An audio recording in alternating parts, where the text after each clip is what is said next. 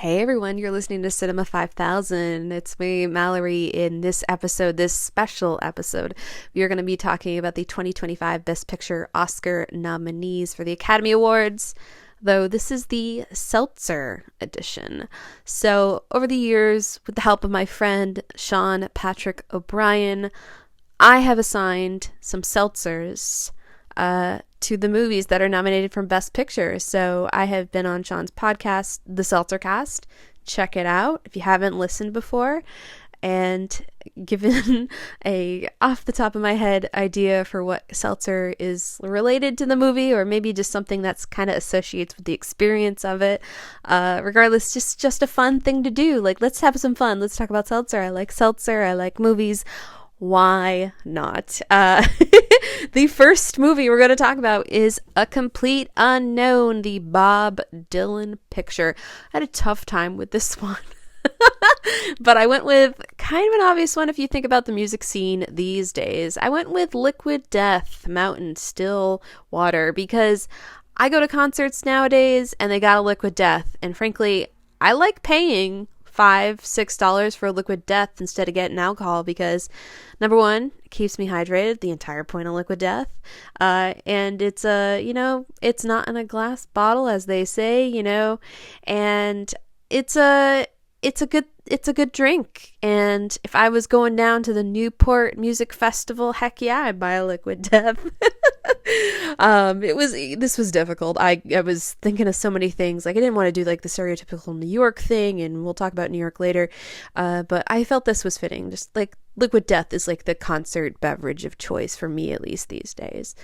Okay, so up next we have Anora. Now, this is a movie that takes place in New York. I was thinking now I could either do where Honora Annie's work of business is and what maybe is served to guests there, or I could think about Annie as a person, like maybe what would she drink?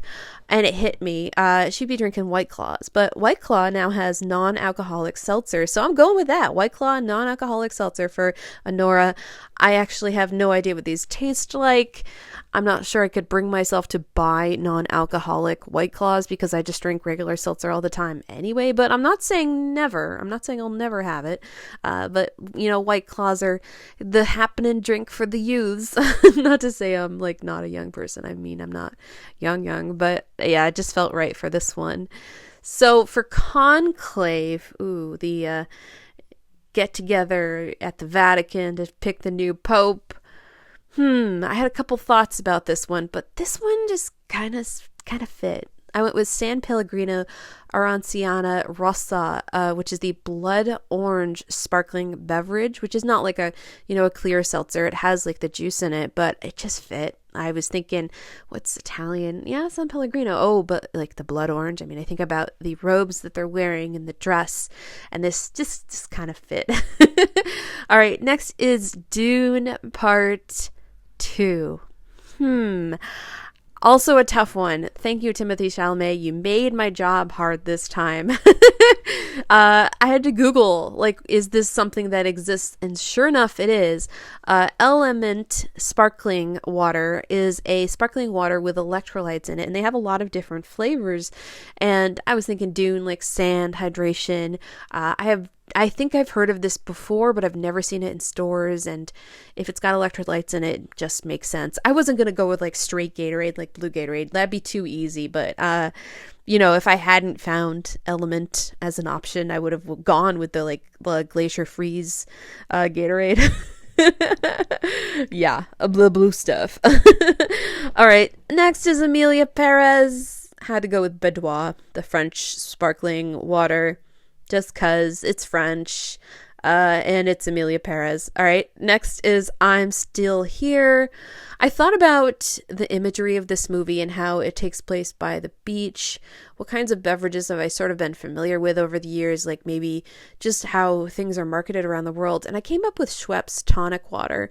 I could see like there being like a seller by the beach who they have like ice cream by the beach and stuff.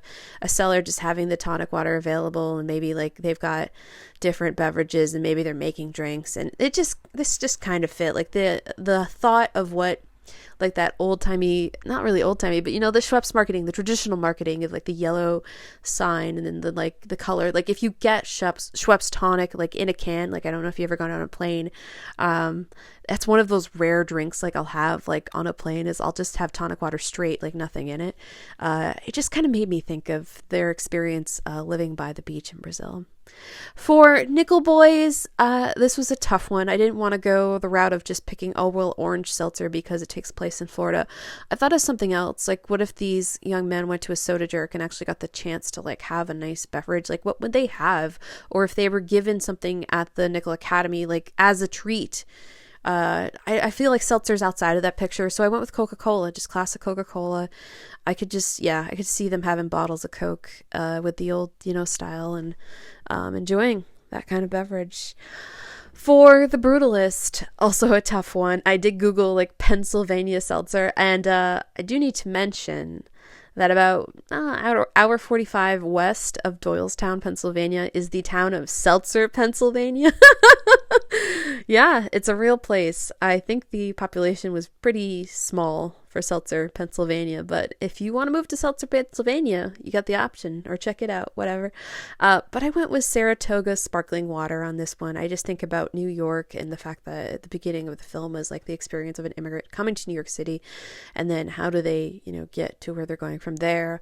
Then I thought about the fact that the rich family, oh gosh, what's their last name? I gotta look this up, shoot. The Brutalist. Oh, the Van Buren family? Was that the name?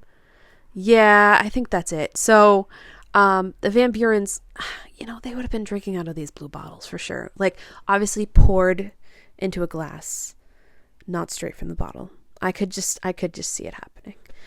The Substance. Pretty easy one right here. I had to go with something green. I also had to go with something like refreshing, and that maybe a person who was older might look at and be like, oh, I bet that's good, but also a younger person. Spindrift Lime. Like, it's green itself when you pour it into a glass, not that neon green. And again, I wasn't going to go to Gatorade and cheat here, but yeah, Spindrift Lime for sure. I actually think I'm going to get myself some Spindrift Lime to enjoy while watching the Oscars tomorrow night. It just seemed right. And our final options here. I thought about a lot of things for Wicked. I could have just cheated. I could have just gone with lemon lime, regular lime, but I already had lime for the Substance. It didn't make sense. And then I had to think about the fact that like Glinda is a major part. And then Wicked is really popular with the kids, the youths, and then it hit me. It doesn't have to be a traditional seltzer. Obviously, I picked Coca-Cola for Nickel Boys. Let's go with Olipop, but let's go with lemon lime and strawberry vanilla to have the green and have the pink all covered for our bases. Olipop is okay. I think it's fine. I think I prefer it to Poppy. I had Poppy once and I just didn't really care for it. But these are kind of gimmicky beverages in my opinion. But yeah, Olipop, lemon lime, and strawberry vanilla. It just made sense to me for this one. All right, so that's the whole list of everything that we've gone through for the nominees and what beverages they are assigned to. Which beverage are you drinking for your favorite Best Picture nominee this year? Is the Substance my favorite of these nominees? Yeah, I want to say it is. At least today, that's what I'm saying it is. Yeah, it's the one I think I rated the highest. Well, I'm looking at this, yeah. But, besides Dune Part 2. But then again, I admire the technicality of Dune Part 2. We're not going to get into that conversation. But yeah, the Oscars, they are airing March 2nd. I hope you enjoyed this little special episode. We'll do it again next year. It's a fun time. I think I did that on the Cinema 5000 Twitter. I'm not sure if I deleted that, though. I might have deleted it. Maybe it's still up. I don't know. Yeah, I am Mallory. Thank you so much for listening and maybe technically watching this online episode. And yeah, cinema5000.com is where I will do these updates on the blog for the good times, for the fun stuff. And I'm going to keep on uploading to YouTube for special things. Like any special thing I do, I'm going to put it on YouTube so you can listen. All right. Thank you so much. I will talk to you later. And we'll talk Oscars, of course, after the broadcast. Take care. Bye.